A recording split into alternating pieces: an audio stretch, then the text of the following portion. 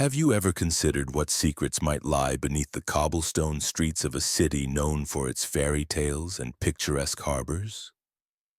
Copenhagen, the capital of Denmark, often evokes images of colorful buildings, royal palaces, and the gentle melancholy of Hans Christian Andersen. It is a city that prides itself on civility, progress, and a deep sense of social harmony. But over a century ago, a shadow fell over this idyllic landscape, a darkness so profound that it would forever stain the nation's history and force it to confront a brutal truth about itself. This darkness had a name, Dagmar Johann Amalie Overby. Her story is not merely a tale of a monstrous individual, but a chilling revelation of a society's failings, a narrative of desperation, and a horrifying look at the price paid by the most vulnerable. We are about to journey into one of the most disturbing criminal cases in European history, a story that sparked serious questions about justice, morality, and social responsibility. This video delves into the often overlooked history of Dagmar Overby, a woman who became known by the terrifyingly ironic title, Englemagersken, the Angel Maker. Her case exposes the grim reality faced by unwed mothers in the early 20th century and reveals how one woman's greed and cruelty could flourish in the cracks of a society that offered no safety net. Before we continue this very important and eye-opening story, kindly hit the like button for this video, share it to keep spreading these eye-opening contents, and subscribe to our channel to become part of our amazing community of fellow curious minds. To truly understand the horror of Dagmar Overby's crimes, we must first transport ourselves back in time to the Copenhagen of the 1910s. This was a city in transition. The Industrial Revolution had drawn thousands from the countryside into the capital, swelling its population and creating a landscape of stark contrasts. While the bourgeoisie enjoyed the fruits of modernity in their elegant apartments, vast swathes of the city were mired in poverty. Overcrowded tenements, poor sanitation, and grueling factory work were the reality for the working class. For women, life was particularly constrained by rigid social and religious norms. A woman's worth was almost entirely defined by her marital status and her ability to maintain a reputation of piety and chastity. Within this unforgiving social structure, there was perhaps no figure more pitied, shamed, and ostracized than the unwed mother. In an era before reliable contraception and with abortion being both illegal and dangerous, out-of-wedlock pregnancies were a common yet catastrophic occurrence. For a woman without a husband, having a child was not a celebrated event but a social death sentence. She faced immediate condemnation from her family, her church, and her community. She would likely be fired from her job, cast out of her home, and left with no means to support herself, let alone a newborn child. The state offered virtually no assistance. There were no welfare programs, no social services to speak of. These women were utterly alone, trapped by biology and condemned by society. It was in this climate of profound desperation that a dark and predatory cottage industry emerged, the baby farm. These were clandestine, unregulated operations run by individuals who, for a fee, would take in unwanted infants. To the desperate mothers, these arrangements were presented as a last resort, a sliver of hope. They were promised that their child would be discreetly adopted by a loving, wealthy family, allowing the infant a chance at a good life, and the mother a chance to escape ruin and start anew. This was the world Dagmar Overby entered, and it was a world she would come to dominate through unimaginable cruelty. She was not merely a participant in this grim trade, she was a predator who recognized the immense power she held over women who had no other choice. Dagmar Overby's business model was built on a foundation of lies, preying upon the deepest fears and hopes of her clients. She presented herself as a professional, a trustworthy caregiver who understood their plight. She placed discreet advertisements in newspapers offering a solution for unfortunate young women. When a desperate mother contacted her, Dagmar would arrange a meeting, often in a public place like a park or a train station, to maintain an air of secrecy and urgency. She was reportedly persuasive and appeared empathetic, assuring the mother that she was doing the right thing for her child. A one-time fee was negotiated, a sum that was often a mother's entire life savings, borrowed money, or the result of months of scrimped wages. This payment, she claimed, was to cover the costs of finding a suitable adoptive family and caring for the child in the interim. Once the money and the child were in her possession, the transaction was complete. The mother would leave, clinging to the fragile hope that her baby was on its way to a better life. She would never see her child again, and in most cases she would never dare to ask questions for fear of exposing her own secret. This silence, born of shame and social terror, was the shield behind which Dagmar Overby committed her atrocities. The mother's desperation was her opportunity, and their enforced silence was her greatest protection. She had created a perfect system for murder, one where the victims had no voice and their guardians had every reason to disappear. The horrifying truth of Dagmar Overby's operation began to unravel in 1920. The catalyst was a young, impoverished mother named Caroline Augustin. After giving up her illegitimate daughter to Dagmar, Caroline was overcome with regret and a powerful maternal instinct. Unlike so many others, she decided she wanted her baby back.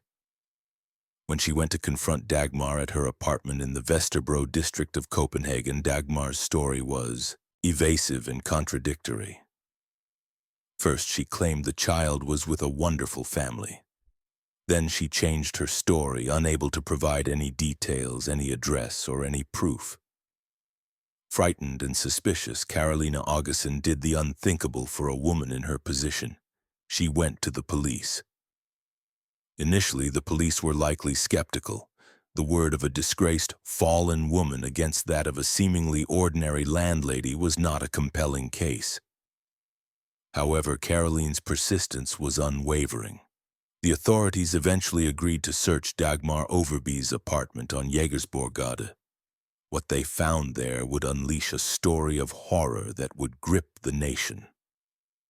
In a small, unassuming apartment, they began to uncover the evidence of a slaughterhouse for infants.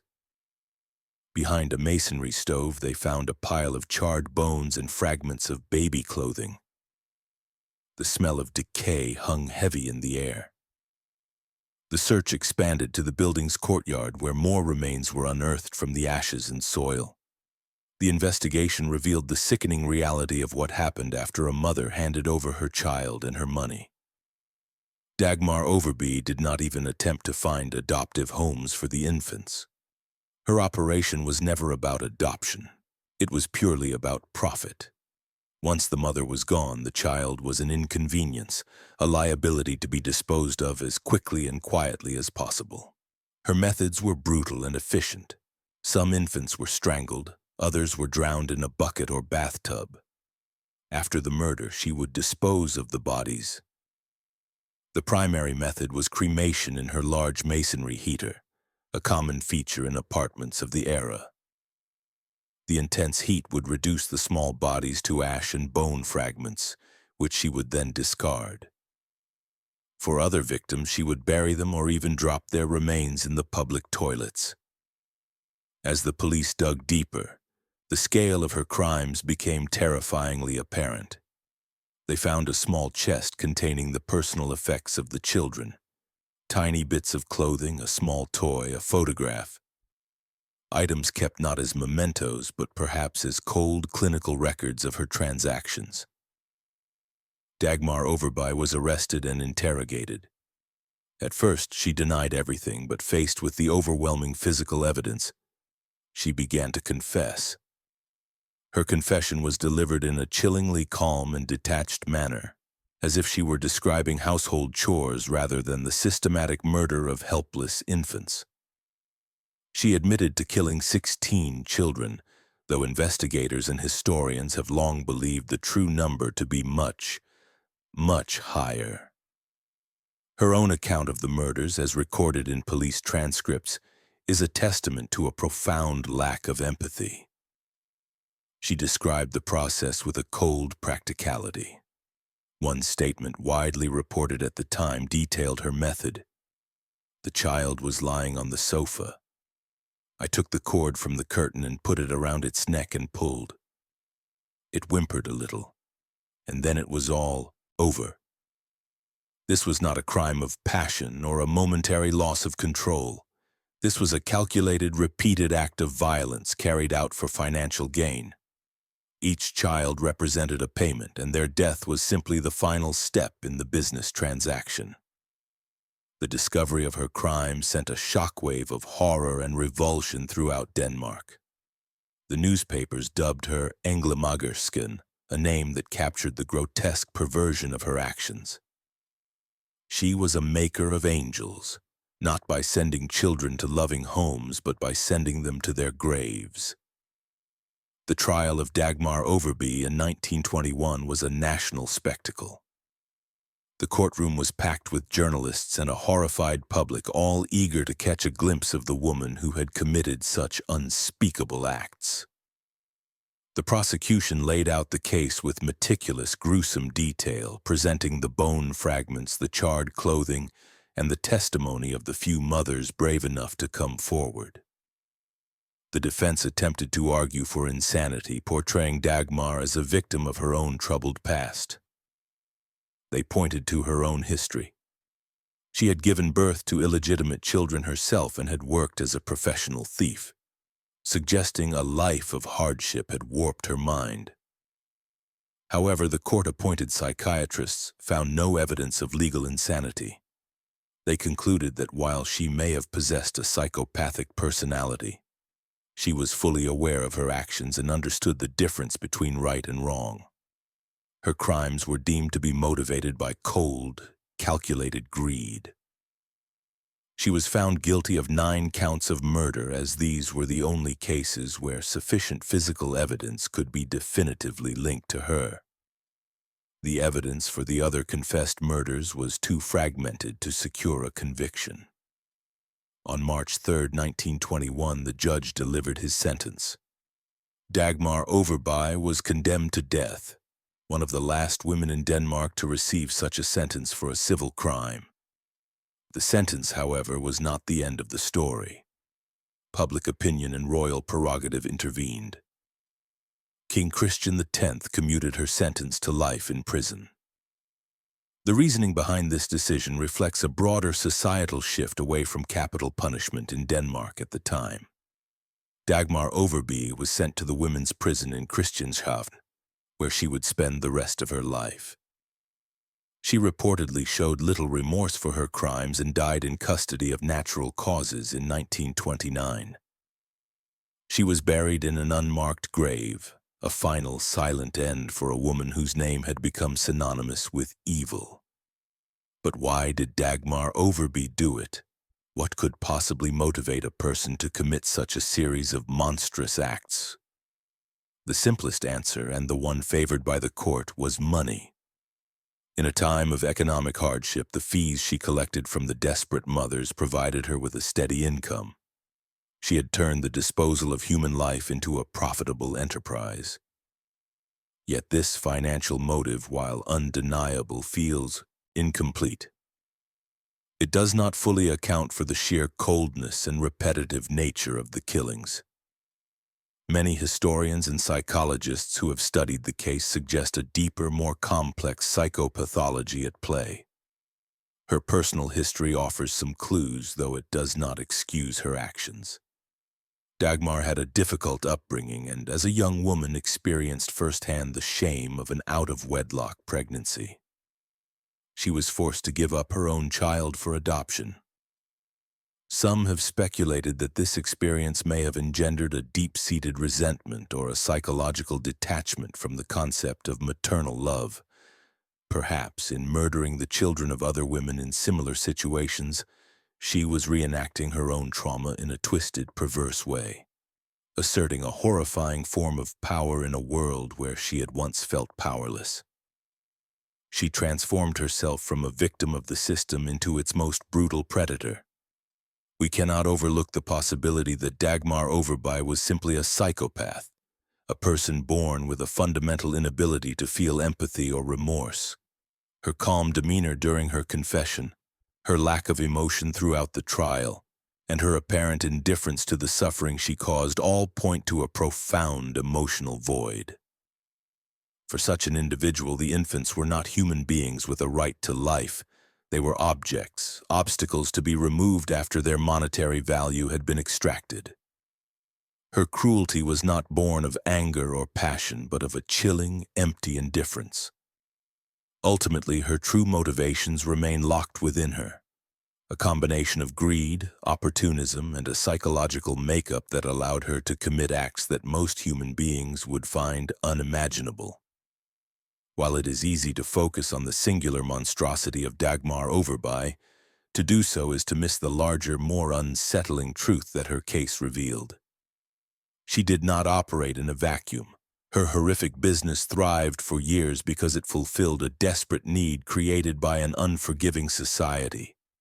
The true accomplice in her crimes was a social system that chose to punish and ostracize women rather than support them. The shame, the secrecy, and the lack of options were the very conditions that allowed an angel maker to exist. The mothers who sought her out were not careless or unloving. They were cornered, terrified, and convinced that they were giving their child its only chance, however slim, at a life free from the stigma of illegitimacy.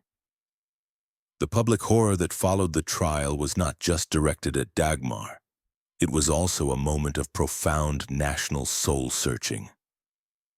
Her case threw a harsh, unforgiving light on the dark underbelly of Danish society. People were forced to ask how this could have happened. How could so many infants disappear without anyone noticing or caring? The answer was uncomfortable. They were the children of fallen women, invisible to a society that wished they simply did not exist. Their lives were deemed less valuable, their mothers' plights an inconvenience to be ignored. The legacy of the Dagmar Overby case is therefore twofold. On one hand, it is a horrifying true crime story, a tale of one of history's most prolific female serial killers. But on the other, more significant hand, it was a powerful catalyst for social change in Denmark. The sheer brutality of her crimes made it impossible for the state and the public to continue ignoring the plight of unwed mothers and their children. The case directly led to significant legal and social reforms. In 1923, just 2 years after her trial, a new law was passed concerning children born outside of marriage. This legislation established a public support system, provided for state supervision of foster children, and created public institutions to help single mothers. In a tragic and deeply ironic way, the deaths of Dagmar Overby's many victims ultimately helped to build a more compassionate society.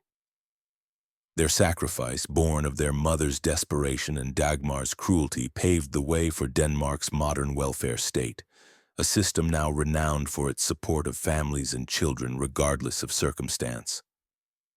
The Angel Maker case served as a brutal lesson that when a society fails its most vulnerable members, it creates the darkness in which monsters can thrive. The story is a permanent reminder that social safety nets are not just about economics. They are about preventing the desperation that can lead to unspeakable tragedy. Exploring the abuse and murder committed by Dagmar Overby reveals an unsettling and deeply important dimension of history. We see that the narrative of a lone, evil individual is often too simple. Her actions were monstrous, but the environment that allowed her to operate for so long was a collective failure. The shame imposed upon unwed mothers, the lack of state support, and the culture of silence all conspired to create a steady stream of victims for her predatory enterprise. This is a story about the devastating consequences of social indifference. Acknowledging these historical injustices is a crucial step toward understanding the world we live in today.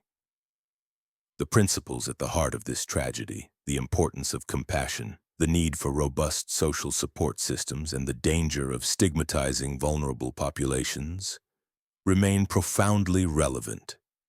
The tale of the angel maker is a somber warning from the past, a testament to the fact that a society is ultimately judged by how it treats its most powerless members.